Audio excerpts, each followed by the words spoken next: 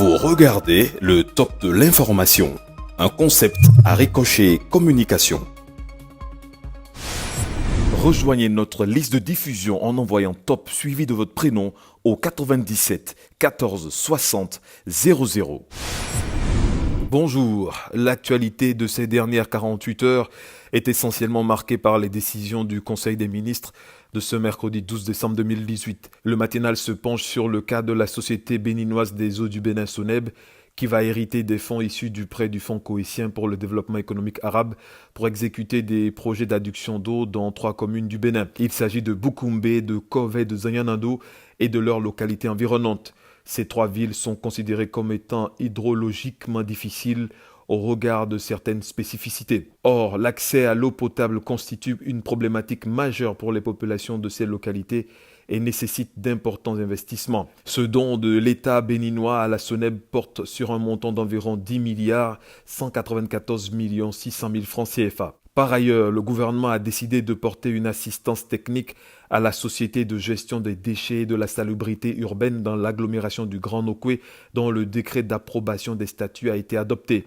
À l'issue du conclave du mercredi 12 décembre 2018, on retiendra comme annonce majeure que l'opération de la collecte des ordures préfinancée à hauteur de 10 milliards de francs CFA permettra la gratuité de la collecte pendant la première année. Un geste social fort qui démontre le souci du chef du gouvernement de moderniser le cadre de vie des Béninois et d'améliorer conséquemment leurs conditions de vie.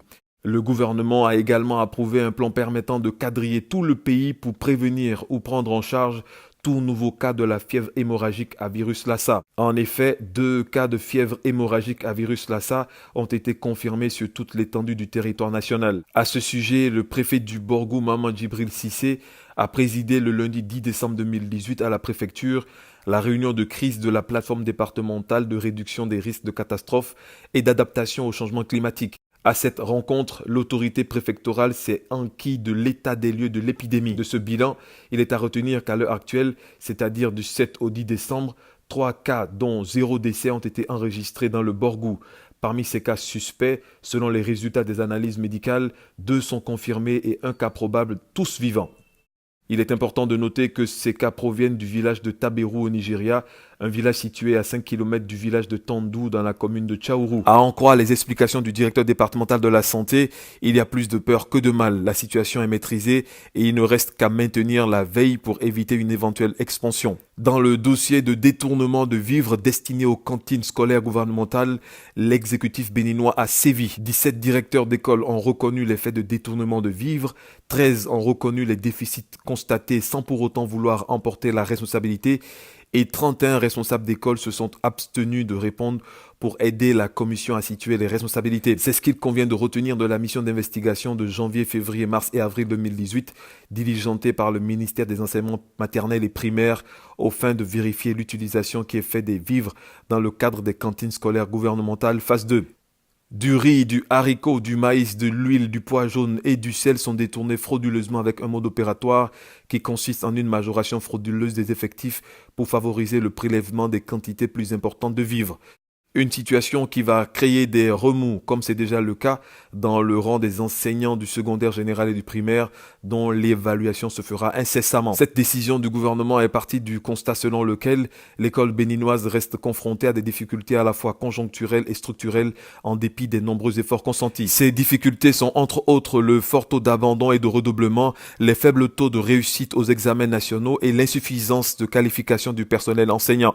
Au regard de ces nombreuses difficultés, il est apparu la nécessité d'envisager une série de solutions dont le renforcement du cadre physique d'apprentissage ainsi que l'encadrement pédagogique des enseignants. À la une de la presse du jour, l'engagement du gouvernement du nouveau départ à protéger l'environnement. En témoigne la mesure d'interdiction d'abattage des cocotiers sans autorisation préalable des autorités compétentes. Une mesure valable pour toutes les espèces de la flore, surtout en milieu urbain. La nation consacre plutôt ses colonnes à notre pays qui connaît un bouleversement notoire dans son système financier avec le développement accéléré de la finance digitale. 4 Béninois sur 10 utilisent aujourd'hui les services financiers numériques qui étaient pratiquement inconnus du public il y a 5 ans. Le taux d'inclusion financière s'est élevé à 38% à fin 2017, 35% en zone rurale, alors qu'il n'était que de 2% en 2014, selon les chiffres de Global Findex GSMA 2017. L'état du marché béninois des services financiers digitaux, réalisé par la Banque centrale des États de l'Afrique de l'Ouest BCAO, au titre de la même année, indique que près de 2 millions de comptes clients sont actifs sur 6,5 millions enregistrés. Un grand bond du Bénin dans la finance digitale via le numérique par lequel se révèle encore plus le Bénin, entre autres grâce à Kea Medical, une application web pour assurer la traçabilité du circuit médical des patients, produit d'une start-up béninoise retenue par le Fonds d'innovation pour les accélérateurs d'écosystèmes numériques, un fonds détenu par l'Association mondiale des opérateurs de téléphonie mobile qui fait chaque année un casting rigoureux pour retenir les meilleures solutions numériques. Un exemple pour 33 startups béninoises désormais aguerries à vaincre le phénomène de diplômés sans emploi. Cela grâce à l'Agence nationale pour l'emploi qui a initié à leur intention des ateliers d'innovation et de création d'emplois Job Factory. Ces ateliers ont permis à ces jeunes diplômés sans emploi de se révéler à eux-mêmes et de révéler l'immense potentiel qui est en eux au grand public. Des participations qui adhèrent au programme d'action du gouvernement par des solutions qui transformeront l'économie nationale, a confié M. Bruno Anagonou, directeur de cabinet du ministère des Petites et Moyennes Entreprises. Le programme d'action du gouvernement qui a inscrit les infrastructures routières comme un maillon essentiel dans la stratégie de développement. En gros titre du matinal, le directeur général des infrastructures l'a confirmé lors des échanges avec les internautes ce jeudi. Le gouvernement du Bénin, très entreprenant mais sans aucun impact positif sur la situation sociale des populations, confie l'invité de Matin Libre, le pasteur Michel Alokpo. Une situation qui devrait profiter à l'opposition dans une cacophonie remarquable, écrit le palmarès. Les forces courues pour un Bénin émergent sont à gauche, l'Union sociale libérale de Sébastien Germain à Javon à droite, la renaissance du Bénin indécise et restaurer l'espoir de Candide Azanaï dans le doute. En bref, le matin nous informe que le procès des accusés dans le scandale ICC Service à la Criette se fera en toute transparence et diffusé sur plusieurs médias locaux. Suite à son verdict dans l'affaire Sébastien à Javon contre l'État béninois, la Cour africaine des droits de l'homme et du peuple envoie la confirmation de sa décision aux deux parties, renseigne le Nouvel Observateur. L'économiste a lu les conclusions du classement de Financial Africa Award 2018. Romuald Ouadani, ministre de l'économie et des finances du Bénin, élu meilleur ministre des Finances.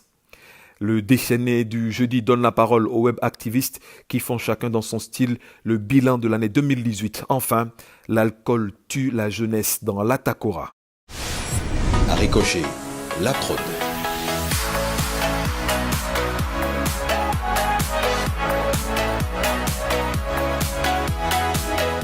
Vous êtes graphiste, vous êtes monteur, vous êtes ingénieur, vous êtes architecte.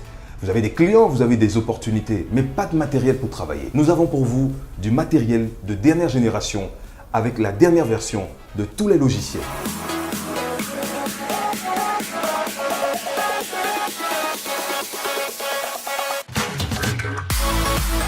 Nous sommes à Cotonou, au quartier Sikekoji, en face de l'ex-Papagalo.